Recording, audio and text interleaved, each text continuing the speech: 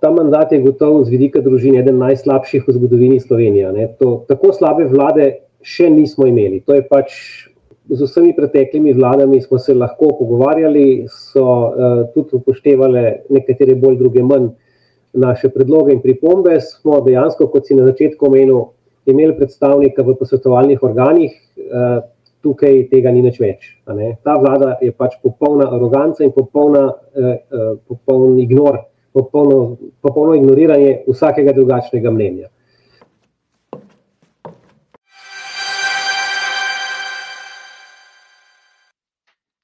Dobrodošli v novi epizodi podcasta Vsidrani. Trenutno poteka zelo atraktivno družbeno-politično dogajanje, saj smo v predvolilni kampanji pred parlamentarnimi volitvami, ki bodo 22. marca. In z njimi bo prišel tudi trenutek, ko se bo vsak izmed nas odločal o smeri, v katero želimo, da se naša družba, naša država pelje. In zaradi tega, da bi malo pripomogli pri vaši odločitvi, smo se Vsidrani skupaj z nekaterimi drugimi organizacijami, in sicer Zavodom Živim, Zavodom Iskreni, Društvom Dominikus, Društvo Družinska inštitutom Integrum, odločili, da vam pripravimo en poseben projekt z imenom Volilno zrcalo.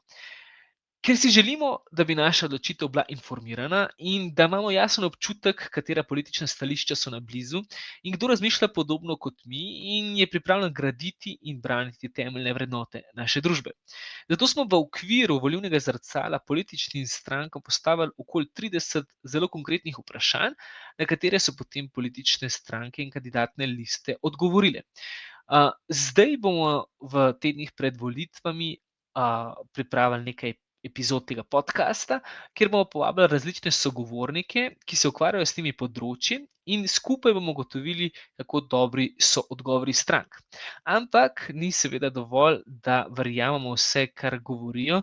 Pomembno je stalno spremljanje družbeno-političnega dogajanja, ker v politikah lahko veliko besed, a le dejanja so tista, ki v resnici štejejo. Če bo kdo še v vseh teh podcastih neodločen, smo vam pripravili tudi rešitev za to.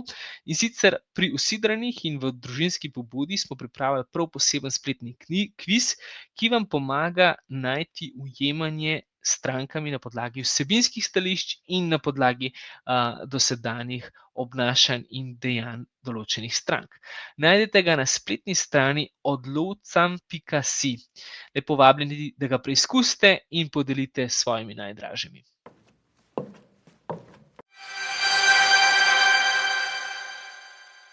Torej, lep pozdrav. Današnja tematika je torej družinska politika in demografija. In zato imamo med nami posebnega gosta, in sicer Tomaža Meršeta iz Družinske pobude. Živijo, Tomaž. Živijo in hvala za povabilo.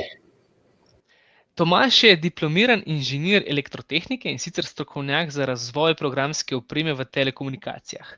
Je poročen in oče 5 otrok.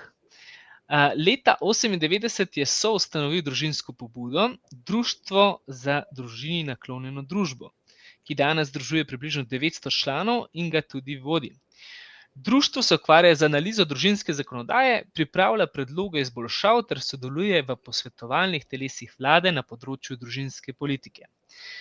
Torej, Tomaž, družinsko pobudo večinoma poznajo naši poslušalci in gledalci po zelo znani Excel tabelci, kjer si lahko natančno izračunamo, kako uveljavljati davčne olajšave za vzdrževane člane. Ali je to edina stvar, s katero se ukvarja družinska pobuda? Ne, seveda ne. Zdaj si že prej naštel. Se pravi, če bi na kratko samo to zaokrožil, da ne bova izgubljala preveč časa s tem, bi lahko rekel preprosto, da je to društvo, ki si v dialogu z vsakokratno oblastjo in z javnostjo, ki prizadeva za čim boljši položaj staršev, družin, otrok v Sloveniji. Pač poskušamo ozaveščati javnost in opozarjati oblast vsakokratno na tisto, kar mislimo, da je potrebno. Ali da kaj ne predlagajo dobro, da kaj predlagajo slabo, da tudi pohvalimo tisto, kar predlagajo dobro in da skušamo priti do boljših rešitev. Tako da je to nekako ena taka osnovna rdeča nit skozi vsa ta leta. Najboljše izhodiščno vprašanje za najin pogovor je zagotovo, kaj sploh je družinska politika in zakaj bi država posebej recimo se ukvarjala z družino in družinsko politiko? Ja, vsak otrok pomeni pomembno naložbo v prihodnost celotnega naroda in države. Ta naložba je kar zahtevna, ne? V financah so izračunali, da je gor spraviti enega otroka približno enako vložek kot kupiti neko stanovanje. Tako da si lahko predstavljamo, da to ni tako preprosto. Hkrati pa dividende, donos od te naložbe v večji meri kot starši nosi potem širša družba in država skozi davke, prispevke, razvoj, ki ga te otroci kot odrasli potem prinašajo družbi.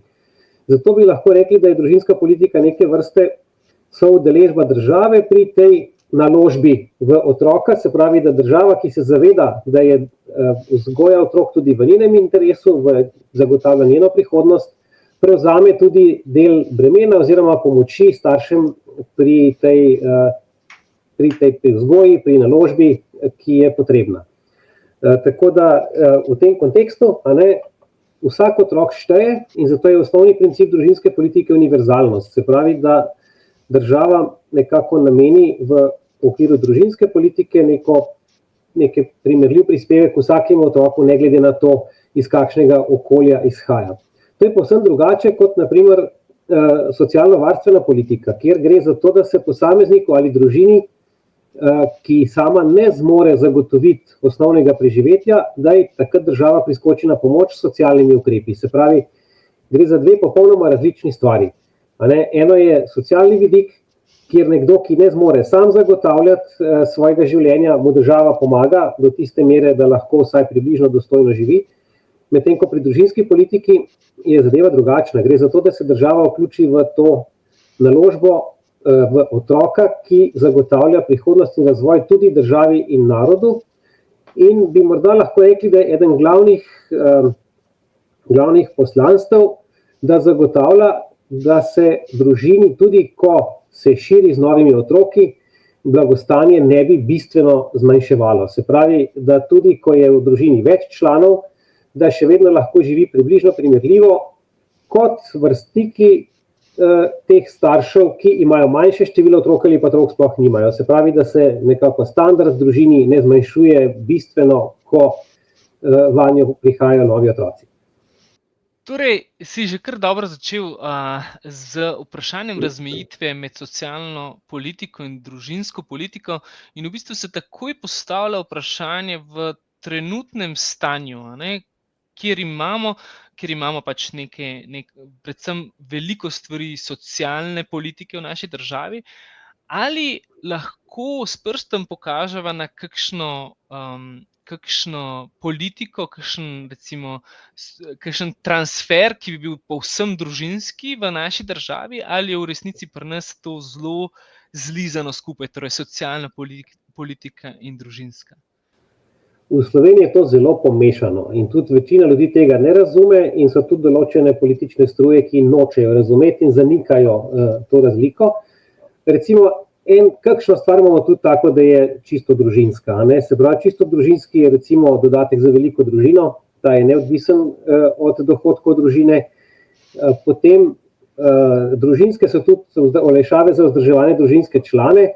Te sicer so odvisne od dohodkov, zato ker pač pri višjih dohodkih dajo večji izplen iz davkov, ampak vendarle niso nekako vezane na socialni status, ampak je to samo njihova narava, da imajo tak učinek. Potem je tukaj še en manjši del otroškega dodatka, ampak večji del otroškega dodatka je pa zelo vezan na dohodke in je povsem odvisen. Ker je progresiven. Ljudje štejejo kot socialni transfer. Tudi ko se splošno govori o družinskih in socialnih prejemkih, se temu največkrat reče kar vsi socialni transferi. Seveda ne bi smelo biti ravno tako. Je pa res, kar smo v družinski pobudi večkrat že predstavili tudi izračune, da ko pa gledamo recimo skupaj davčne olajšave za otroke in otroški dodatek v seštevku, pa vidimo, da je pri določenem številu otrok ta seštevek pravzaprav dokaj konstanten, ne glede na dohodke. Se pravi, pri nižjih dohodkih več da otroški dodatek, pa manj olajšave, pri višjih pa ravno obratno. Tako da skozi ta dva ukrepa imamo neke vrste de facto univerzalni otroški dodatek. In to skupaj lahko rečemo, da je nek ustrezen družinski ukrep. Ampak to izgleda bolj kot po nesreči, kot pa namerno in sistematično. No, ne vem, če je ravno po nesreči. Je pa tako, ne, da so, se pravi, tisto, kar nudijo davčne olajšave, je nekoliko bolj varno kot tisto, kar nudijo otroški dodatek, ker se v izdatke države veliko lažje in pogosteje posega, kot pa, da se spreminja davčne zakone. Ne. Tako da je v tem kontekstu v družinski pobudi, če nismo veliki zagovorniki, da bi uvedli nek popolnoma univerzalen otroški dodatek, pa ukinili te olajšave. Zato, ker potem vsakič, ko pride kakšna kriza, se nekatere vlade zelo hitro odločijo, da se ravno družinam lahko vzame. Zdaj, ampak da se vrneva v bistvu na osnovni razlog, zakaj se mi zdi pri vprašanju družinske politike, se moramo najprej vprašati, zakaj in kaj je razlog za to, da sploh imamo otroke, oziroma da si ustvarjamo družino, ker se mi zdi, da je čedalje manj v bistvu to samoumevno, če je bilo še v preteklosti bolj. In ena izmed strank je v svojem odgovoru, sicer na eno drugo vprašanje, povedala, da raziskave OECD kažejo, da so prav socialne politike najpomembnejši dejavnik za odločitev za otroka. Jaz seveda temu nisem verjel, ker jaz svojih otrok nisem imel zaradi socialne politike, in sem šel takoj vprašati v bistvu umetno inteligenco, kar zdaj delamo, kaj je razlog, kaj je ključni razlog, zakaj imamo otroke. In pač tukaj odgovorila mi je tole. In sicer med prvimi 5 odgovori je bila torej najprej želja, notranja želja biti starš, občutek smisla in izpolnitve, želja po povezovanju in odnosu, nadaljevanje družinske linije ali vrednot, partnerstvo, ki je dozorelo v skupno željo. Zagotovo ni nobeden izmed teh ključnih, kot pravi umetna inteligenca, socialna politika.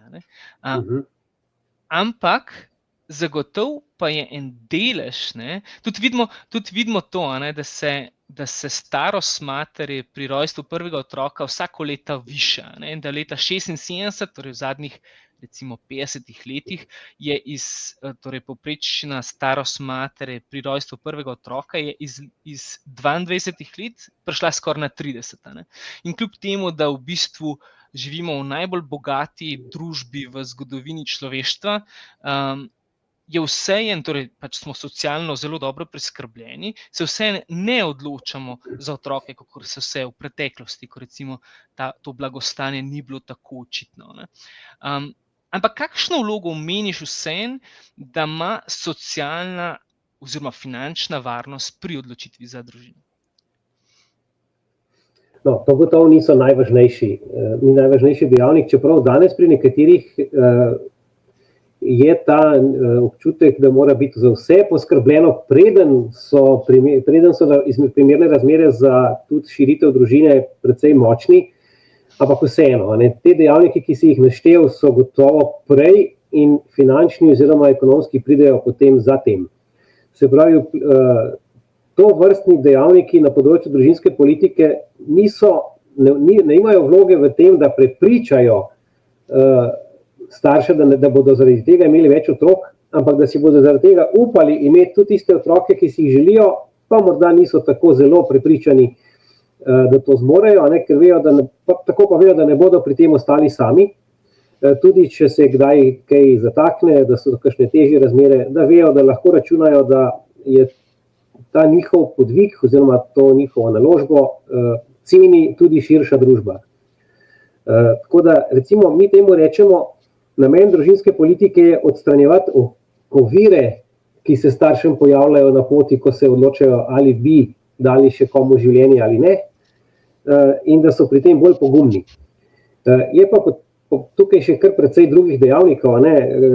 Marsikakšna raziskava je že pokazala, da je pomemben odnos med področjem očetom in mamo, da je tukaj mora biti trdnost, zaupanje, da ne bo eden na koncu ostal sam.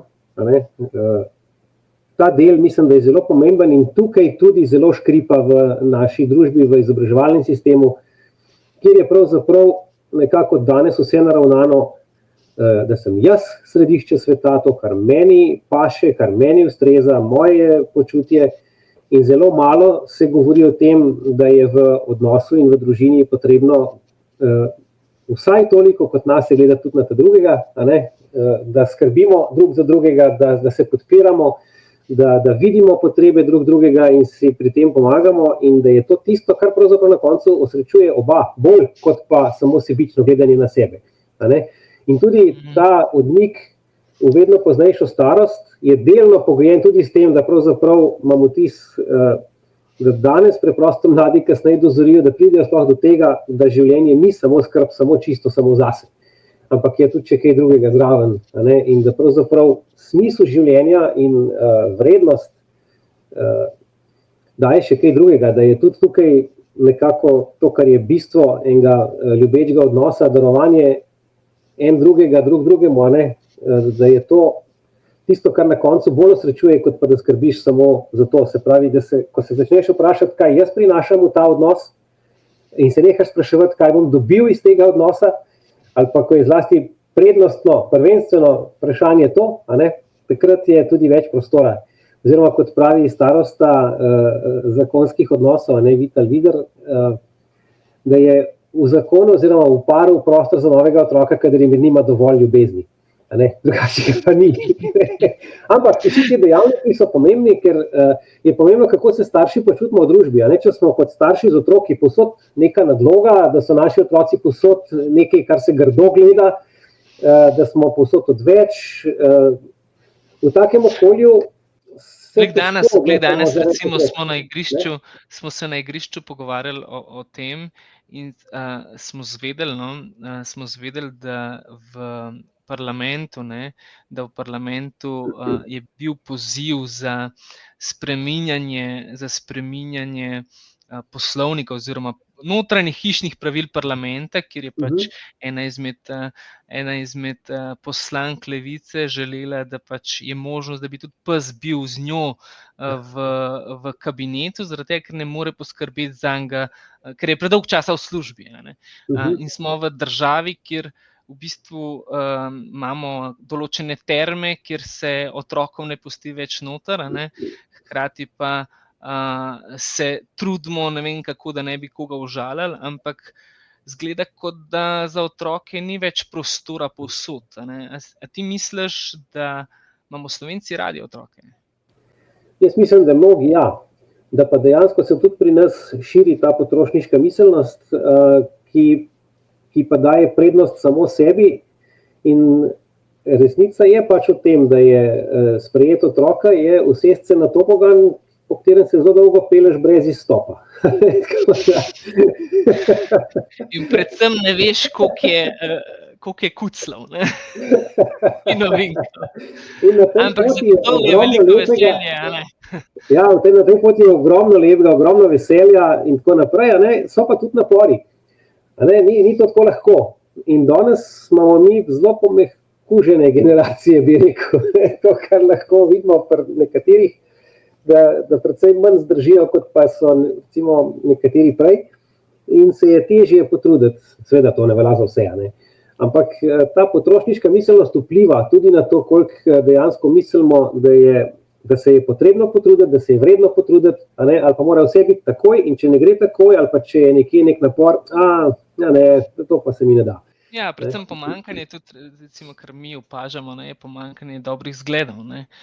Ko pridejo vsi in jamrajo o tem, kako ne morejo tja, pa ne morejo tja, se to ne more glih navdušiti mlade, zato da se bojo odločili za otroke. Ampak vsem treba malo pogledati, kaj je bilo narejenega v dozdajšnjem mandatu, torej v mandatu Golobove vlade na področju družinske politike. Videli smo predvsej nekih socialnih transferjev, dvig minimalne plače, dvig določenih bombončkov, kot nekateri dobro rečejo, ampak smo videli tudi na začetku mandata, na samem začetku, da so ukinili urad za demografijo, katerega, kakor jaz razumem, je bil namen prav neka sistemski pogled na reševanje demografskega vprašanja in na družinsko politiko. Kako misliš, kako se je odvil ta mandat v pogledu na družino? No, ta mandat je gotovo z vidika družine eden najslabših v zgodovini Slovenije. Tako slabe vlade še nismo imeli. To lahko čist naravnost povem in stojim za tem. Se pravi, čist kot izkušnja družinske pobude, z vsemi preteklimi vladami smo se lahko pogovarjali, so tudi upoštevale nekatere bolj, druge manj naše predloge in pripombe. Smo dejansko, kot si na začetku omenil, imeli predstavnika v posvetovalnih organih, tukaj tega ni nič več. Ta vlada je popolna aroganca in popoln ignor, popolno ignoriranje vsakega drugačnega mnenja. Zdaj, demografsko zimo oni itak zanikajo in zato ni nič čudnega, da so ukinili urad za demografijo. Potem pa se pokaže odnos do staršev in otrok. Recimo, ko so se dvigovale plače v javnem sektorju, je breme dviga plač in s tem dviga cene v vrtcih, ki so bile v tem mandatu skupno zelo visoke, okoli 40%. V celoti je vlada to naprtila staršem in občinam. Medtem ko naprimer za dvig stroškov in cene v domovih za ostarele, je te dvige prevzela vlada na svojo stran. Se pravi, da se takrat ni vedno kar ali pa vsaj v celoti preneslo na varovance in na njihove svojce, da bi morali to plačati. Tukaj vidimo eno veliko razliko. Recimo, takrat na začetku mandata, oziroma nekako v prvem letu, se lahko spomniš, da so imeli na mizi predloge, da ukinejo brezplačni vrtec za drugega in nadaljnje otroke v družini, pa je takrat bilo dovolj upora v javnosti, da tega niso naredili. Predlagali so zamrznitev družinskih prejemkov, se pravi, da se ne bi usklajevali z inflacijo, in potem se lahko spomnimo tiste famozne seje v Državnem zboru, ko je kozmični dež pokvaril glasovanje, ko so na nek čudežen način je bil izglasovan amandma opozicije, ki je vendarle uvedel to usklajevanje nazaj. Potem bilo je določeno neusklajevanje olajšav in dohodninskih razredov z inflacijo, splošna olajšava, ki bi morala biti zdaj že 7500 evrov, je bila odrezana, je še vedno samo dobrih 5000.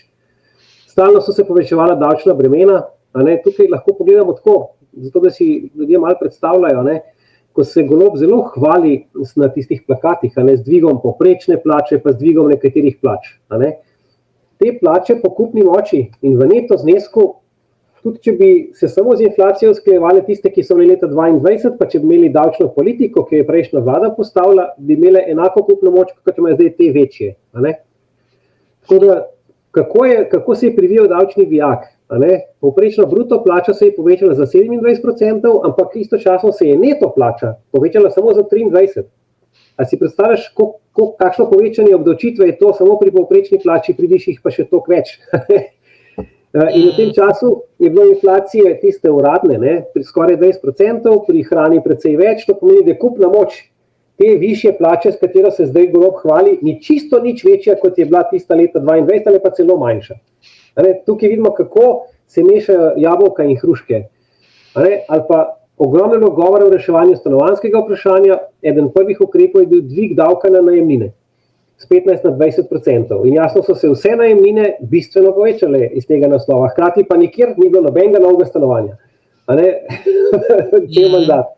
Tako da tukaj le nekaj čist nenormalnega. Ali pa tista nenapovedana ogromna nenormalna obdavčitev nepremičnina, ki bi bila, ko so govorili nekaj o nekih drugih, tretjih, četrtih, ampak niso nič upoštevali, če imaš otroke noter ali pa kdo živi noter, kako se uporablja tista nepremičnina. Je sploh uporabna. Tukaj ogromno tega, se pravi, to je samo nekaj, kar sem se tako na hitro spomnil danes. Ampak so pa zgradili 30,000 stanovanj za mlade družine. A v oblakih, misliš? Mogoče se bo to še malo kasneje dotaknila. Predvsem zdaj bova šla na glavni del najnega pogovora, in sicer, da bova pogledala vprašanja oziroma odgovore strank na vprašanja naših organizacij. Preden pa greva s Tomažem vprašanje za vprašanjem, ki smo ga postavili političnim strankam, pa povem še to, da smo vsa vprašanja poslali prav vsem kandidatnim listam. Večina se jih je odzvala, ne pa prav vse. Tudi po večkratnih predstavitvih terminov, obljubljanju in tako naprej. Odgovore so nam med drugim odrekli Svoboda, Levica, Demokrati, Pirati in Prerod. To nas sicer žalosti, ker je prav v času volitev izmenjava stališč še posebej pomembna. A tako pač je. Pri teh strankah si bomo morali mnenje oblikovati sami, predvsem na podlagi njihove dosedanje komunikacije in dosedanjega dela. In mislim, da bo tudi z Tomažem lahko kakšno rekla na to temo. Tako da zdaj predlagam, da greva kar po vprašanjih, in sicer bo začela z demografskim vprašanjem, ki je, ali menite, da se v Sloveniji soočamo z demografsko zimo? Če da, kako jo nameravate nasloviti? Torej tukaj pač, do zdaj smo se pogovarjali o demografiji, družinski politiki, in predvsem, če ne moreš detektirati, kaj je problem, ne moreš reševati problema. Tako da, kaj misliš tukaj o odgovorih, Tomaž? No, tukaj kar nekaj strank priznava, da demografsko zimo imamo, kar je pač preprosto dejstvo, to vsi demografi potrdijo, o tem govorijo že desetletja, opozarjajo, že pred desetletji so opozarjali, da bomo prišli do stanja, ko bomo imeli težave, kadrovske težave, ko ne bo ljudi, ki bi delali, in zdaj imamo te težave, zdaj že se mnogi delodajalci zelo trudijo, kako dobiti delavci, ki kaj znajo in ki so pripravljeni delati, ali pa da jih sploh dobijo, tako da ta težava je vedno večja. In zato je že požar že zelo visok. Zato in ga bomo vedno težje reševali. Nekateri si domišljajo, da se to da reševati kar samo z uvozom ljudi. Vemo, da to ne gre. Zlasti še, če bi se hoteli zanašati, da nam bodo ti ljudje prinesli razvoj in bodoče blagostanje. Namreč podobne težave imajo tudi precej bogatejše države od nas, ki te ljudi, ki kaj znajo, mnogo lažje pridobijo k sebi, in ne samo to, celo naše ljudi zvabijo iz Slovenije z boljšimi pogoji dela, z višjimi plačami in tako naprej. Tako da tukaj težave so, treba jih reševati, lahko se naslonimo bolj ali manj na svoje ljudi, čeprav moramo znati tudi verjetno primerno regulirano izvajati priseljevanje, ker na kratki rok tudi višja rodnost zadeve ne reši kar takoj. Vidimo pa, da so stranke tukaj zelo različne. Se pravi, recimo, če bi temu rekel, stranke, ki izvirajo iz pomladnega izvora, se te stvari resno zavedajo, da je treba pristopiti kompleksno z ukrepi na vseh možnih področjih. Na davčni, vzdrževalni.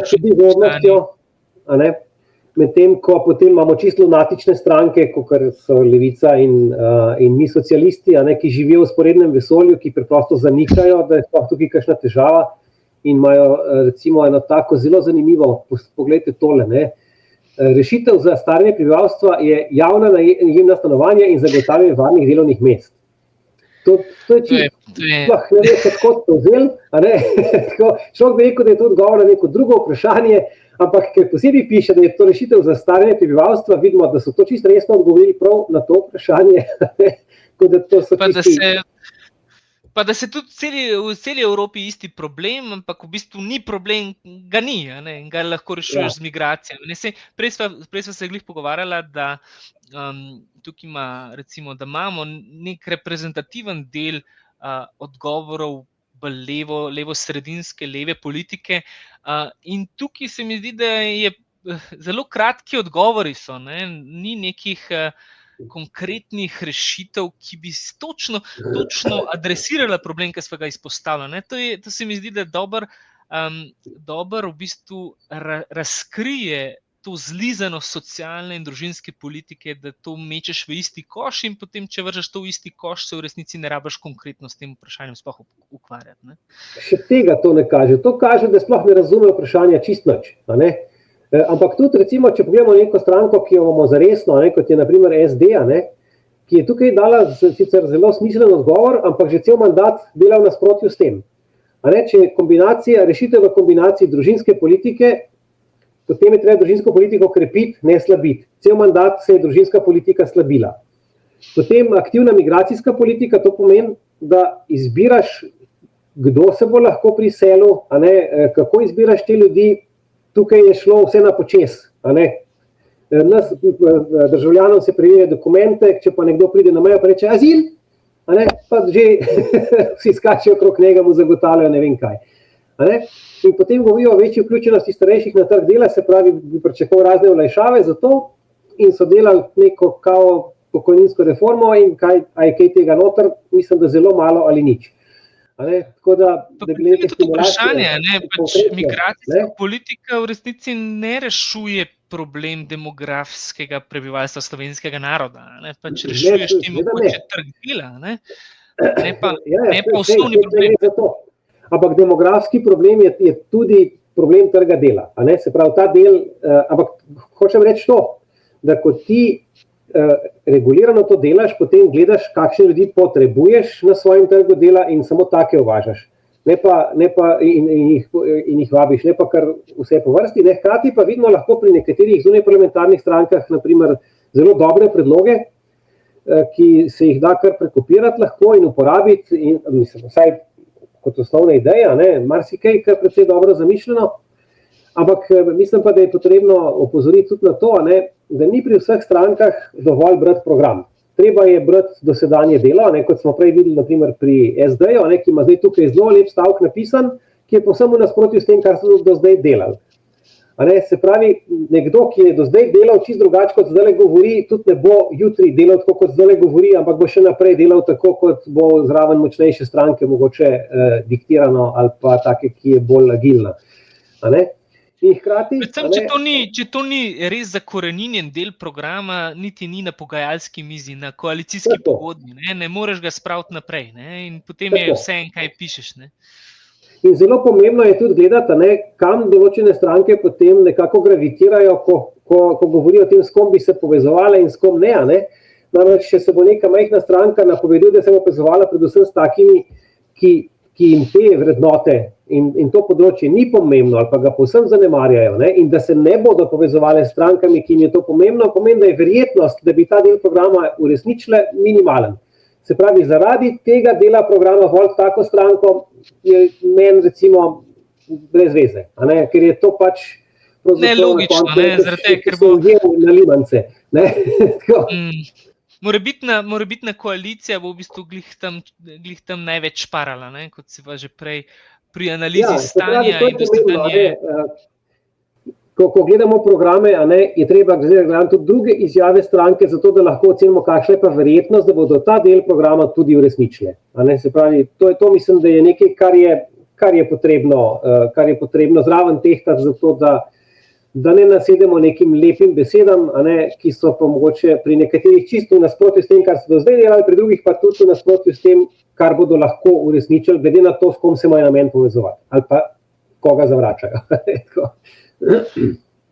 Ok, pojmo na naslednje vprašanje. In sicer to vprašanje mogoče ni čisto je neposredno povezano, ampak smo spraševali v drugem kontekstu, ampak je pomembno, da ga damo na to mesto, kajti družinska pobuda je bila tudi ena izmed pripravljalk kampanje v družinskih referendumih pred 10 leti, ko smo se ravno o tem odločili. In sicer stranke smo vprašali, ali menite, da ima zveza med moškim in žensko kakšen poseben pomen v družbi za razliko od drugih oblik sobivanja.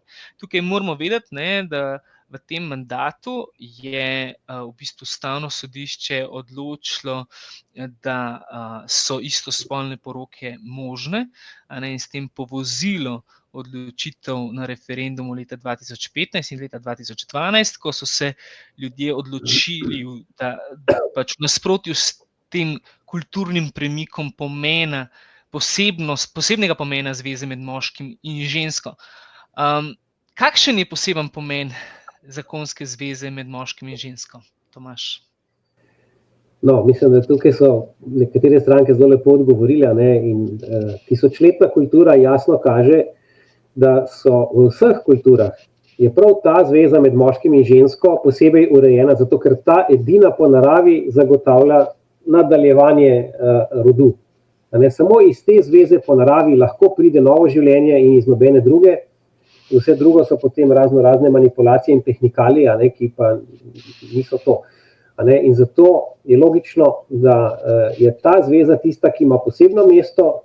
Seveda, če si ljudje želijo še druge zveze, zakaj pa ne jih imajo. Ampak to ne more imeti enakega pomena, kot ta zveza, iz katere lahko pride življenje. Tako da te stvari... In torej, ti misliš recimo čist konkretno, čist legitimno bi bilo navkljub odločitvi Ustavnega sodišča, da pač posebno obravnavaš zvezo med moškim in žensko s tem namenom, da veš, da v bistvu rešuje demografski problem oziroma da je pač najbolj naravna oblika sobivanja za rojstvo otrok. Ja, nekako bi bilo treba. Zdaj vprašanje, če bi to pri nas zdaj po teh odločitvah ustavno šlo. Dejstvo je, da so tukaj ustavni sodniki preprosto zlorabili svoj položaj, ker argumentov za to niso imeli, ampak zdaj tukaj kratkoročno prav veliko ne moramo. To obravnava, če greš točno gledati njihove odločitve, sploh niso obravnavali. Ja, preprosto tudi argumentov sploh ni bilo. Se pravi, to bi se dalo preseči samo to, če bi enkrat imeli dovolj veliko koalicijo za uzakonitev tega v ustavi, ker potem tudi Ustavno sodišče ne more nič. Ampak do takrat tudi moramo zdaj živeti s tem in ne moramo tukaj prav veliko pomagati. Je pa tako, da bi tukaj lahko tudi se potrudili kakšno stvar narediti kljub temu. Tukaj je zanimivo, se pravi, tukaj spet lunatični socialisti rečejo ne, to ni nobena posebna zveza, ampak bolj mi je spet zanimiv odgovor SD-ja, kot da niso razumeli vprašanja. Ki rečejo, država mora poznati različne oblike družin, danes se več kot polovica otrok rodi zunaj zakonske zveze, kar kaže na razliko z družinskih oblik. Zunaj zakonska zveza, kot jo oni tukaj omenjajo, je zveza med moškim in žensko. V vprašanju sploh ni bila zakonska zveza, bila je samo zveza med moškim in žensko. Ja, to je izogibanje vprašanju, izogibanje vprašanju, da ga ne rabiš govoriti, kljub temu, da je logičen. Ja, kot da ne razumejo vprašanja, sploh ne veš, kaj je tukaj nekdo mislil, ko je to pisal, medtem ko zdaj ostale stranke, ki so dale odgovore, stvar očitno razumejo, seveda pa je vprašanje, koliko lahko pričakujemo, da bi karkoli v zvezi s tem tudi v resnici naredile. Ja, predvsem v kontekstu družinske politike je potrebno poudariti, da je smiselno razumeti, kakšne družine ti po naravni poti pripeljejo nove davkoplačevalce. In to je pač zgolj ta. Dobro, naprej o davčni politiki. Ali podpirate davčne olajšave oziroma davčno oprostitev za ženske, ki rodijo 3 ali več otrok? Ste naklonjeni takim spodbudam, da se ženska vrne na trg delovne sile in tako ostane konkurenčna, naprimer po zgledu Madžarske? Tukaj so različne države, imajo različne pristope, mogoče pač v državah, recimo na Madžarskem, pomeni, da ko ženska je mati 3 ali več otrok, lahko v bistvu je torej pač oproščena dohodnine doživljenjsko, oziroma na Poljskem ima zelo podobno zakonodajo. Kaj misliš o takih predlogih? No, mene veseli, da tukaj več strank to podpira, se pravi, to je nekaj novega v Sloveniji, ker smo dejansko to vprašanje postavili po zgledu teh držav, ki so to naredile. in me veseli, da kar nekaj strank to podpira, tako vidimo tukaj SDS, Trojček, NSI, SLS plus Fokus in še nekateri zunaj parlamentarne, a ne.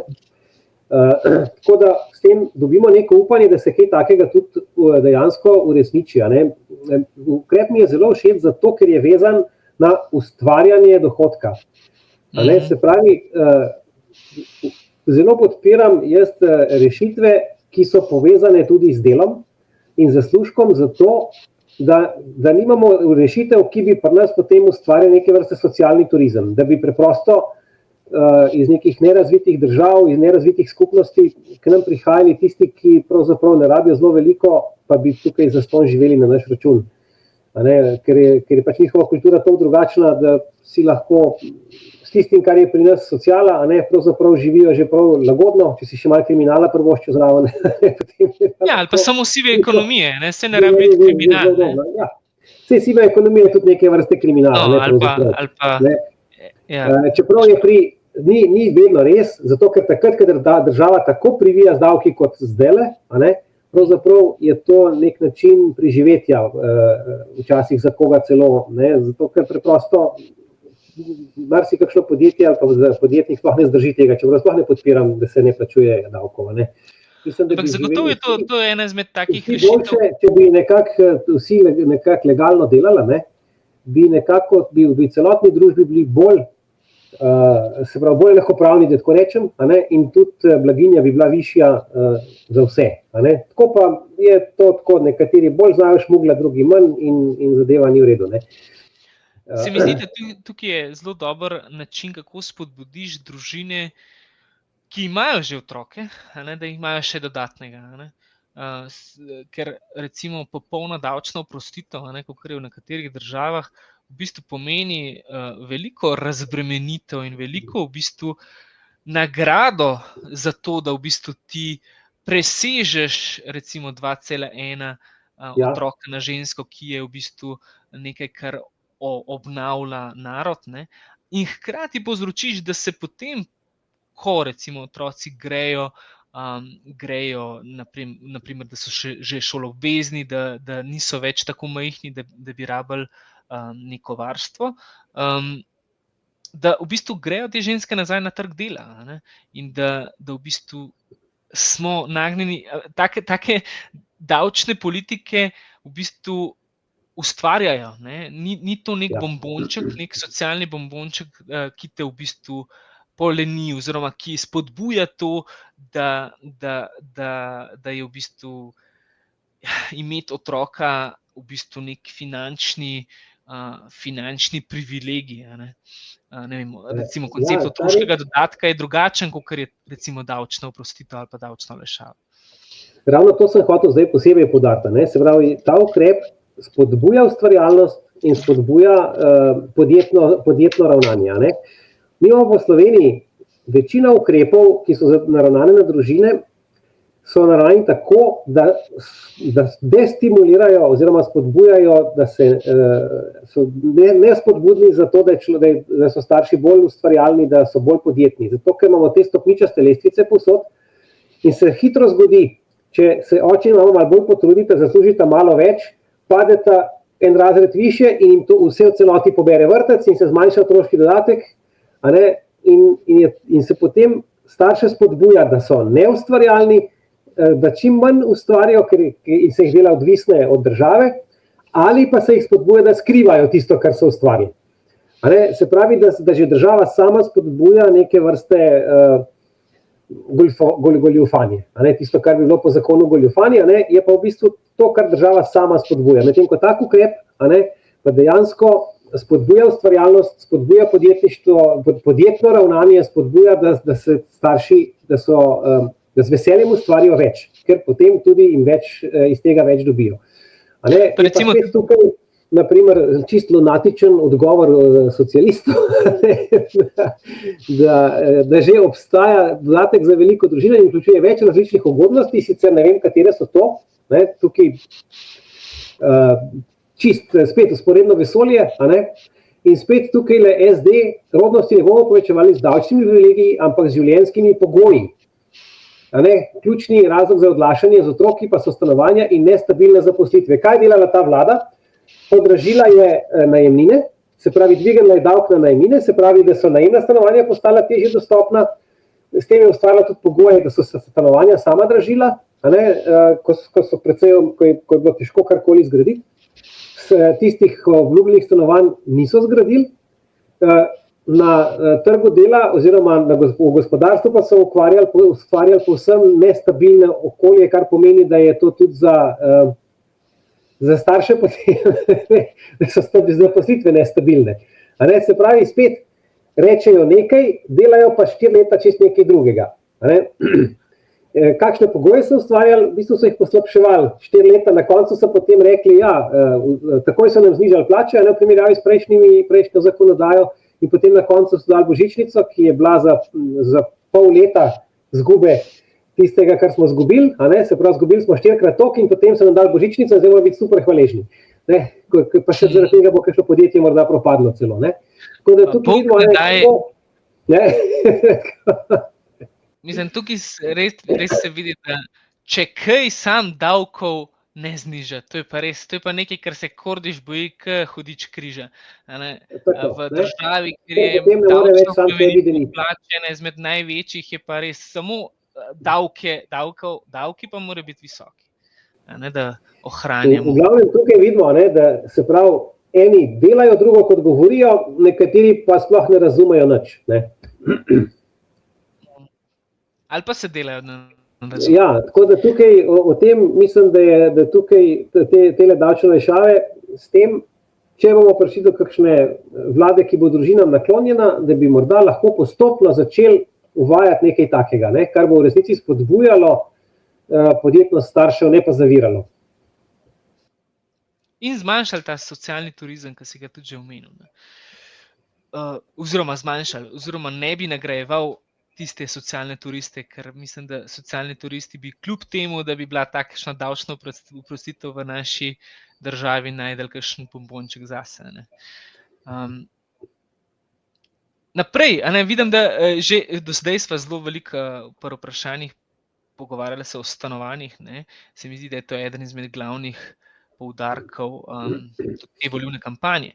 Naslednje vprašanje je, ali bi uzakonili možnost, da bi mlada družina lahko uveljavila oprostitev davkov pri nakupu prve nepremičnine, torej davek od prometa nepremičnin in DDV, če bi šlo za novo stanovanje. Kaj misliš tukaj? No, jaz mislim, tako danes je ravno zagotovitev lastnega doma, tudi eden od razlogov, se pravi, za pozno osamosvajanje mladih in tudi za pozno ustvarjanje družine. To je ena težjih stvari. Zdaj tudi tisti, ki so bolj pogumni in začnejo z družino, tudi še preden imajo te stvari nekako urejene, imajo precej opraviti. No, tudi ti si eden taki, ki veš, da to ni lahko. In tudi jaz jih nekaj spremljam v svoji bližini, tako da to mislim, da je ena zadeva, ki je zelo pomembna.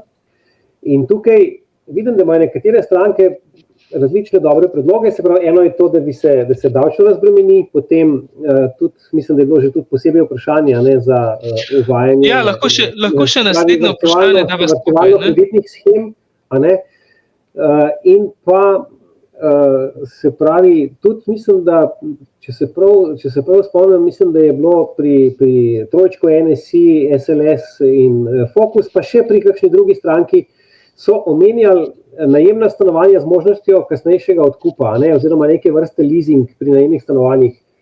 Se mi zdi tudi, da taka rešitev je lahko zelo dobra za dejansko morda nekoliko brzdati strahotno rast cen na trgu, in je tudi za državo kot investitorja lahko precej dobra, zato ker če država, ki stremi k temu, da je vedno več ljudi v nekih državnih najemnih stanovanjih, so vsa ta stanovanja pravzaprav njej celoti v breme te države. Najprej jih mora zgraditi, potem jih daje v neke vrste neprofitni najem, se pravi, da se nov kapital ne ustvarja iz tega, tudi se v bistvu ne amortizirajo zares, in ko jih je treba potem obnavljati, jih spet morajo kot lastnik obnavljati.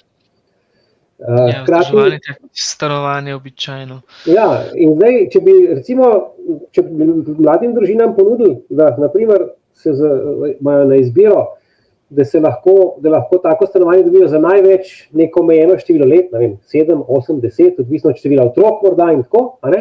In da po tistem času ali grejo ven, ali pa pač to stanovanje odkupijo.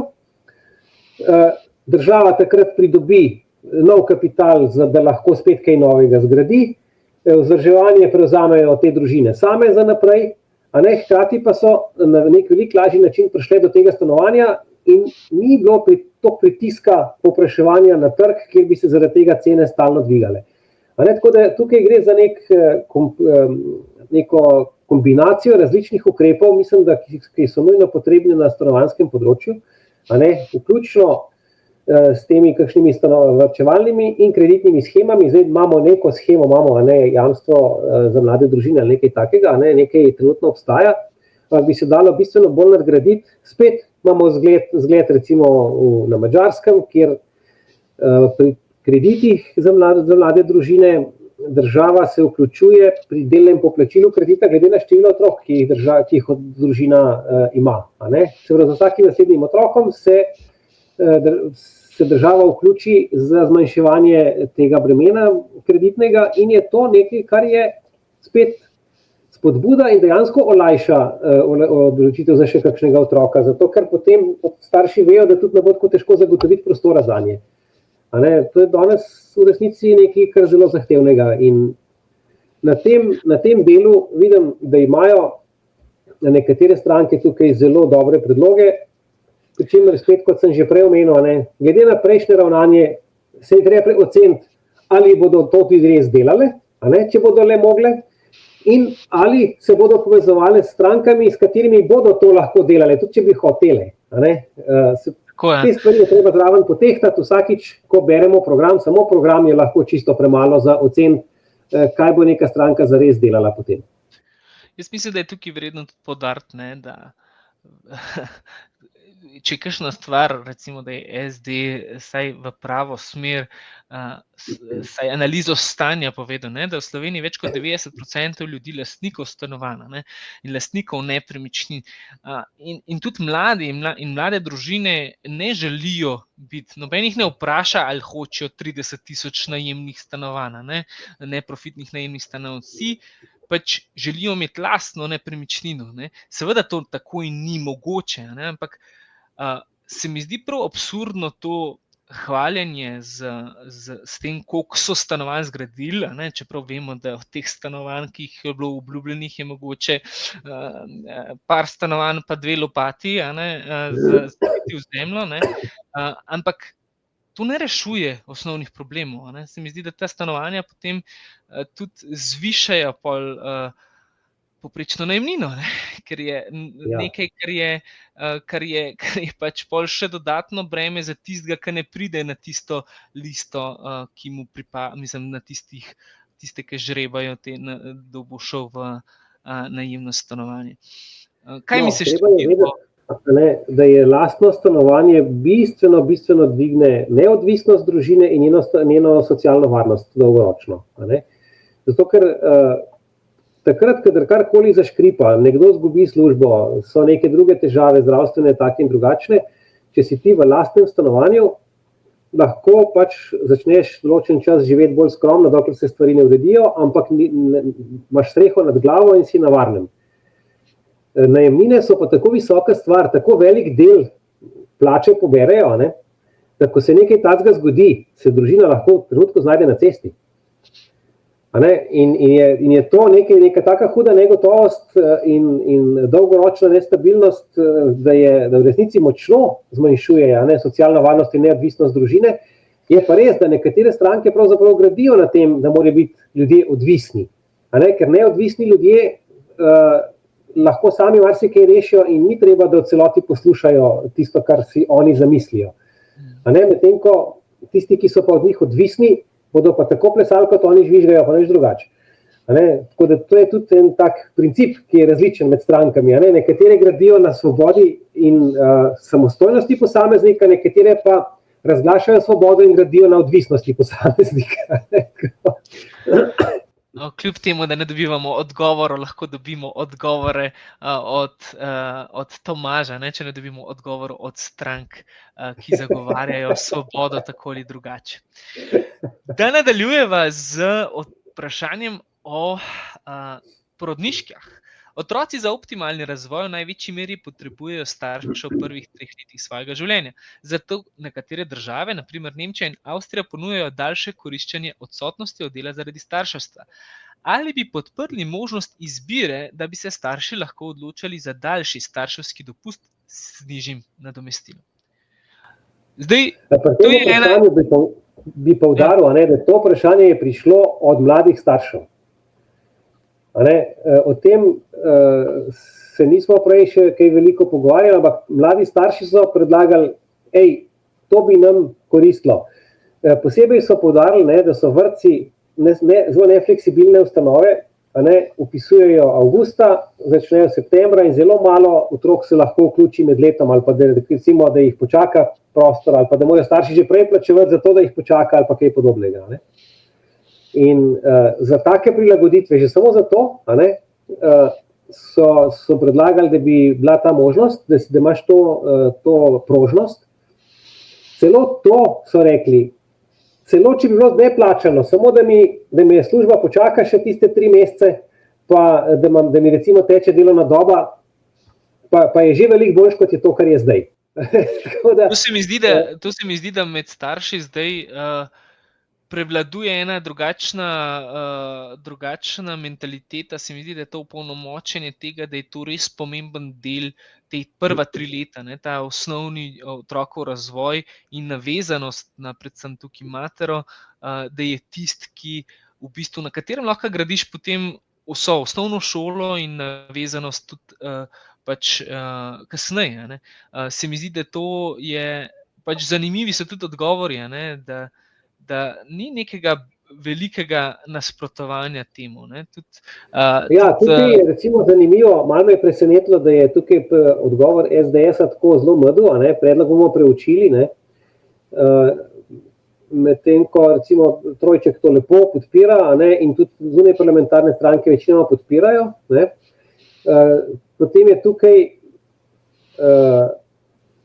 se pravi tamle pri SD-ju, pa tudi pravi, da to podpirajo, ampak spet se treba spomniti na preteklo ravnanje levih strank in zlasti tistih, ki veliko prisegajo na feminizem, kar je tudi levica in socialisti. Tukaj recimo socialisti rečejo, starševski dopust treba podaljšati brez nižjega nadomestila, se pravi, vse moramo dati. Zdaj, ti boš mogoče še premlad, da bi se tega spomnil, ja, seveda. Pred davnimi leti so še takrat krščanski demokrati predlagali, da bi bila neka podobna ureditev, se pravi, da bi bilo več izbire, ker takrat so že v Avstriji imeli neke podobne stvari, sicer oni niso imeli takrat še, da bi lahko 1 leto bilo s polnim nadomestilom, kot imajo zdaj, pa imamo tudi mi, ampak so pa imeli te variante različne. In je bil odgovor feministka in strank bolj leve provenience, ja, potem bodo pa tiste mame, ki se za to ne bodo odločile, bodo veljale za slabe mame. Ne bomo. Zato, ker bi lahko bila možnost izbire, ker so vedele, kaj je za otroka boljše in da bi nekatere mame izbrale bolj korist otroka, druge pa pač bolj mogoče svoj interes. Pa hkrati niti to ni nujno, da je res, ker je lahko včasih tudi za kakšnega otroka, ki ima poskrbljeno varstvo, tudi boljš, da pa mama lahko tudi dela. To mora vsaka družina sama imeti možnost izbire, zato da lahko glede na svoje okoliščine izbere, kaj je za njo najboljše. Ker tudi oni najbolj znajo presoditi, če so vsaj približno resni, iskreni in skrbni, bo vsaka družina sama našla najboljši način in se nima kdo kaj vtikati, da je kdo zaradi tega boljša ali pa slabša mama. Ampak ne. Zato, ker bi morda jaz, ki mi to ni všeč, zato bila slaba mama, zato tudi ti ne boš. Se mi zdi, da tukaj tale izjava socialistov je predvsem izhaja iz te neke težnje potem, da bi ljudem pokazali, da denar v bistvu je na drevesih raste in da ga lahko samo pobereš, in da ni treba se ničemur odpovedati in da lahko denar talamo, kakor pa iz ljubezni do materinstva in do starševstva. Saj tudi Simone de Beauvoir je enkrat rekla, torej ta feministka je enkrat rekla, da moramo preprečiti, da bi matere ostajale doma, zaradi tega, ker tudi možnosti jim ne smemo dati, zaradi tega, ker se bojo lahko in verjetno se bojo za to odločile. In zaradi tega tudi možnosti ne smeš dati. In tukaj se mi zdi, da je rešitev v večanju možnosti, v odpiranju možnosti, pa če tudi bi recimo to pomenili nekoliko nižje nadomestilo, vseeno starši se lahko odločijo, predvsem z kombinacijo drugih recimo davčnih razbremenitev, da se potem to eni družini to splača, ampak moramo vedeti, da se splača po eni strani, po drugi strani pa vemo, da je ta začetni čas otrokovega otroštva res najbolj pomemben za vse, za socializacijo kasneje, za moralni razvoj in tako naprej. In ta stvar lahko celo nič ne stane, ne? A veš, ker če ti daš samo možnost izbire, pa da rečeš, zate je na voljo za tega otroka toliko nadomestila, a ga boš ti v enem letu porabil, ali pa v enem letu in 3 mesecih, ali pa v enem letu in pol, to je tvoja izbira. Potem to sploh nič ne stane. Je to samo malo drugačen postopek, kako to izvedeš. Ampak sploh ni treba dodatnega denarja za to nameniti. Tako da tukaj je res to samo stvar politične volje, in danes marsikdo že razume. Ok, v redu, eno je imeti več denarja pa manj časa, mogoče pa nekomu več pomeni več časa, pa tudi če je denarja nekaj manj.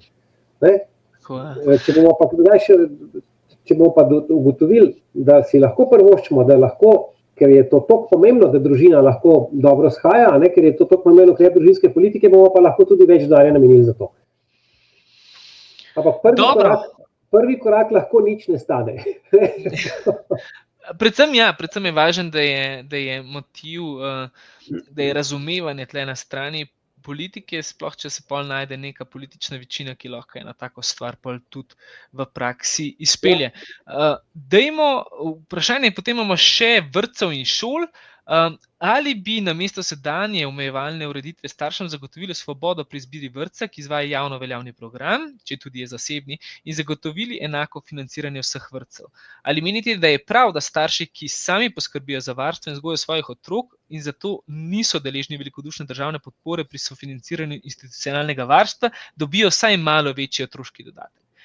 Tukaj mogoče moramo dati kontekst tega, da je vlada v letu 2025, če se ne motim, v bistvu znižala, do takrat je bil otroški dodatek tistih, ki niso imeli otroka v vrtcu, malenkost večji, ta vlada je to spremenila, kaj ne?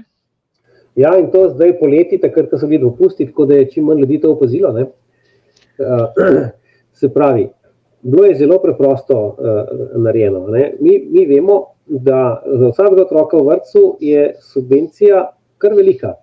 Se pravi, tudi pri najvišjih dohodkih nihče ne plača več, kot mislim, da 77% cene programa. Se pravi, da je v javnih vrtcih je to tako. Medtem ko, če starši sami skrbijo za otroka, potem ne dobijo nič. Se pravi, niti za hrano, za tisti čas, kar je sicer v vrtcu subvencionirano. No in zato je bilo, in ker niti za vse otroke ni bilo prostora v vrtcih, je bil uveden višji otroški dodatek, samo 20% višji, to je bilo pa najvišjih otroških dodatkih 30 evrov, pa nižji, pa manj, da so tisti, ki so za to sami poskrbeli, da so imeli višji otroški dodatek, in to so zdaj ukinili, s pretvezo, da bodo s tem spodbudili določene marginalne skupine, da bodo rajši otroka vpisali v vrtec, kot pa da bi ga imeli doma, kjer za njega bojda ne poskrbijo dobro. Zdaj, če za koga res ne poskrbijo dobro, bi moral imeti center za socialno delo primerna pooblastila, da lahko taki družini pač predpiše da gre otrok v vrtec ali pa da ne dobi tistega višjega otroškega dodatka, ampak ne. To je odgovornost, ko je treba o nečem odločiti in zato se rajši vzame vsem. Tudi tistim, ki zgledno skrbijo za otroke, ki imajo otroci vrstnike in tako naprej, ampak jim je treba to vzeti, zato da ni. Zdaj, tukaj vidimo v odgovorih stranka, da spet imamo stranke, ki so bolj desno naravnane, da to podpirajo in so tudi glasovale proti, takrat, ko se je omejevalo zasebne vrtce. Zasebni vrtci so, kot njihov pojav, je dvignil kakovost tudi v javnih vrtcih. To sem jaz 100% prepričan. Ker takoj, ko se minimalna konkurenca pojavi, vsak malo bolj pazi, kako dela, zato da ne bi ljudje odhajali drugam. In to kljub temu, da so zasebni vrtci manj financirani in so dražji. Pa so vendar polni. Se pravi, in to ne od bogatih ljudi, ampak takih, ki vejo, da je investicija v dobro vzgojo otrok izjemno pomembna in zato tudi pomemben del svojih dohodkov recimo namenijo za to mladi starši, ki jim je to pomembno. Tako da tukaj, če bi jih pa enako financirali, bi pa dobili zares dostopne te vrtce in bi imeli to, da denar sledi otroku, da tja, kamor starši želijo otroka vpisati, tiste vrtce se financira, ne pa da se financira določene vrtce, ne pa tiste, kar starši hočejo tja vpisovati.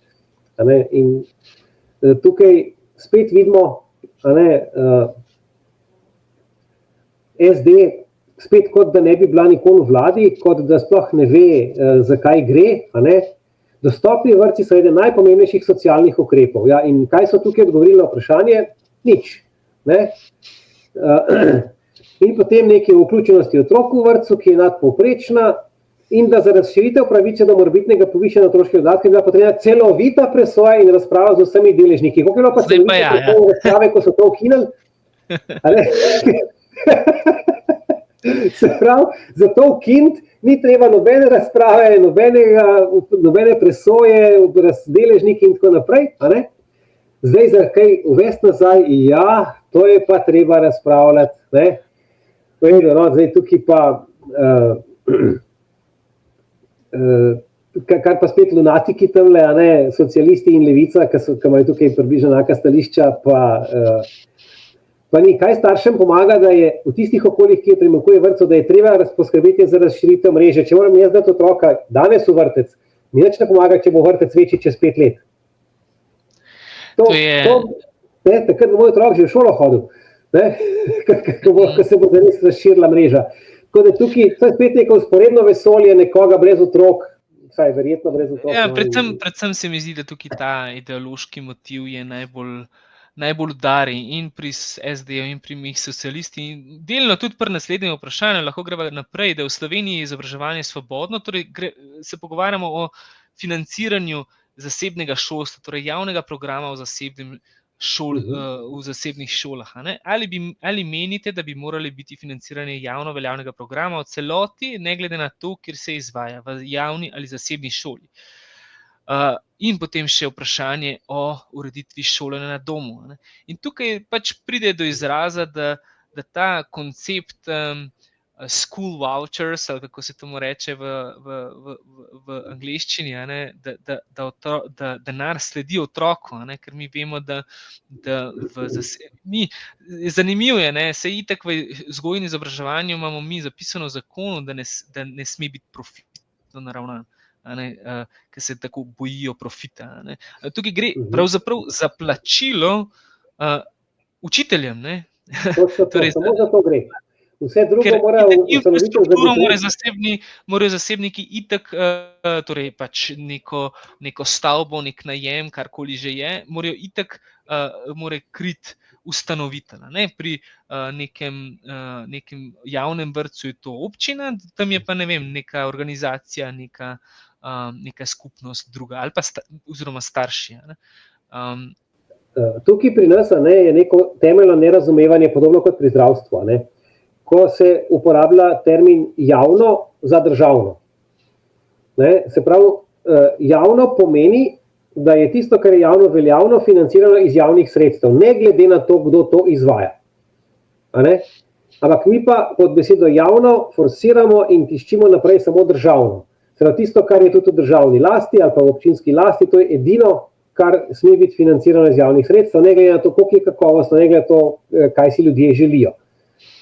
In na ta način so dejansko starši, ki dajo otroke v druge šole, bolj obremenjeni. Čeprav enako davke plačujejo, to je še posebej problem recimo v osnovnih šolah, kjer je osnovno šolstvo obvezno in po ustavi financirano iz javnih sredstev, pa pri nas ni v celoti. Hkrati potem pri višjih ravneh šolanja je pa problem potem enakopravnosti. Tudi če ni obvezno, je treba tisto, kar je javno veljavno, financirati program na enak način, ne glede na to, kdo ga izvaja. In seveda, ker je itak pod nadzorom, to se tudi lahko preverja, če se to res izvaja. In tukaj mislim, da imamo mi en velik problem, čisti ideološki, da se tega zdaj ne sme. In tukaj upam, da, ker imamo tukaj nekaj strank, ki pa podpirajo to, da bodo imele priložnost to tudi dejansko izvesti, da bodo tudi dobile dovolj glasov, da to izvedejo. Odlično, hvala Tomaž za tole analizo. Sedaj pa sledi segment Citat v ogledalu.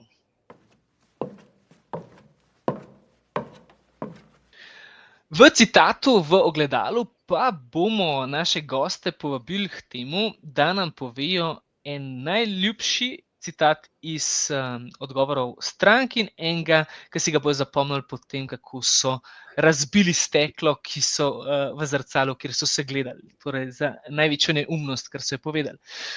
In sicer začnimo kar slednjo. Tomaž je izbral za največjo neumnost, kar je prebral v telih odgovorih, odgovor mi socialisti na vprašanje, ali menite, da se v Sloveniji soočamo z demografsko zimo, če da, kako jo nameravate nasloviti. In mi socialisti so odgovorili, da ne. Slovenija se sooča s staranjem prebivalstva, tako kot vse ostale evropske družbe. Rešitve za staranje prebivalstva so jasne: javna najemna stanovanja, zagotavljanje varnih delovnih mest. Zakaj si izbral tole? Kakšno zvezo imajo javna najemna stanovanja z reševanjem staranja družbe? In kako stranka, ki izganja podjetnike iz države z bajoneti, zagotavlja varna delovna mesta? Se pravi, čista skreganost z vsako resničnostjo. Se pravi, to je neko vzporedno vesolje, nek lunatičen odgovor, ki nima nobene zveze z resničnostjo. Glede na preostalo, bi se jokal, ko prebereš nekaj takega. Glede na preostale strankarske preference, verjetno tudi bajonetov ne bi imeli, da bi jih strpali v morje.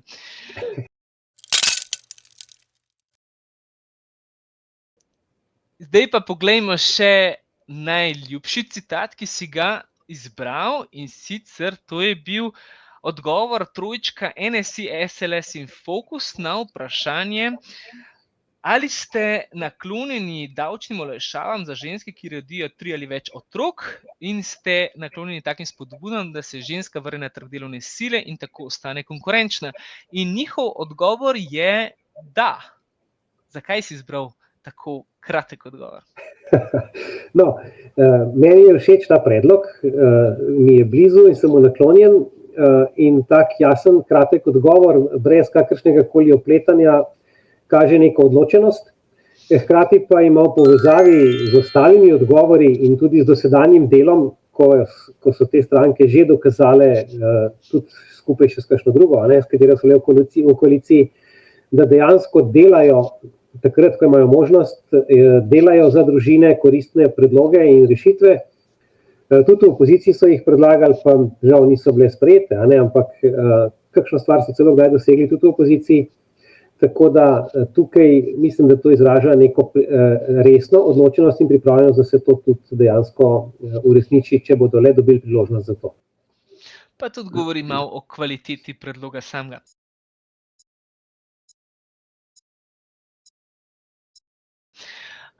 Tomaž, zdaj sva šla čez stanje in pristope, odgovore strank in vse ključne dileme, ki smo jih imeli. Zdaj pa eno ključno vprašanje. Kaj naj po tvojem, ali pa kaj je tvoj predlog za 22. marca? Kaj bi mogli biti pozorni, če nam je resnično mar za družino, demografijo in prihodnost naše družbe? Kaj misliš, kaj bi predlagal? No, meni se zdi zadeva razmeroma preprosta. Se pravi, o posameznih strankah in kandidatih pretekla dejanja povejo več kot pa obljube in programi. Se pravi, pri tistih, pri katerih vidimo, da so programi skladni s tem, kar so že v preteklosti delali, da so že v preteklosti sprejemali rešitve, ki so bile družinam naklonjene, pri taki stranki nimaš težav, da imaš upanje, da če bo le imela priložnost, da bo tudi dejansko to uresničevala. Pri strankah, ki v preteklosti tega niso delale, pa so delale celo nasprotno, pa imajo zdaj tukaj v programih lepe besede, jaz jim ne bi zaupal. Pretekla ravnanja govorijo mnogo več kot pa obljube v programih. In pri strankah, ki še niso mogle pokazati, kaj bi v resnici delale, bi veljalo upoštevati nekaj pregovorov. Recimo, eden je že tak, povem mi, s kom letaš in povem ti, kdo si. Se pravi, kdor se bolj hoče družiti s strankami, ki jim je to pomembno, ki jim je to področje pomembno, ima večjo verjetnost, da bo ta del programa tudi uresničil. Če zavrača druženje s takimi strankami, je majhna verjetnost, da bo to uresničil, ker se bo potem družil s tistimi, ki tega nočejo delati. Tako da tukaj je treba biti malo moder, presoditi, pri kateri stranki lažje pričakujemo, da bo ta del programa tudi v resnici uresničila, in potem mislim, da je smiselno glasovati za tiste stranke. In da iz tega, kar so povedala, se da presoditi, katere so to. In tudi iz tega, kar vemo, kar je že bilo, kar so delale stranke, ki so že bile v vladi in v opoziciji, in kar so napisale v programu. Tako da mislim, da odločitev ne bi smela biti prav pretežka.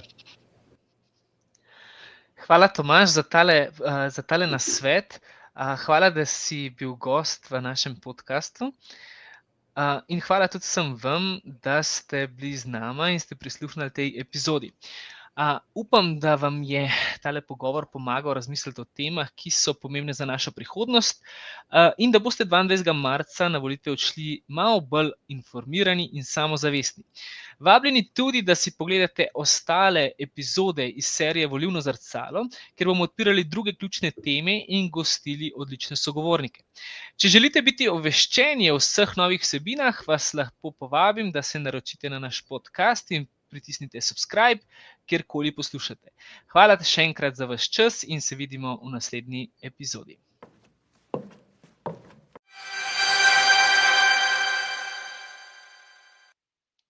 Hvala še enkrat, da ste prisluhnili tej epizodi podcasta Vsidrani. Projekti, kot so Volilno zrcalo, nastanejo z zelo veliko predanosti in predvsem veliko prostovoljnega dela. Seveda nas lahko podprete pri našem delu, tako da lahko prispevate. Vsak evro je res zelo dobrodošel, da lahko take projekte še naprej delamo. Obrazec lahko najdete na naši spletni strani. Predvsem pa ne pozabite naše vsebine deliti po socialnih omrežjih. Najdete nas na Facebooku, na Instagramu, tudi na TikToku. Predvsem pa se naročite na tale YouTube kanal.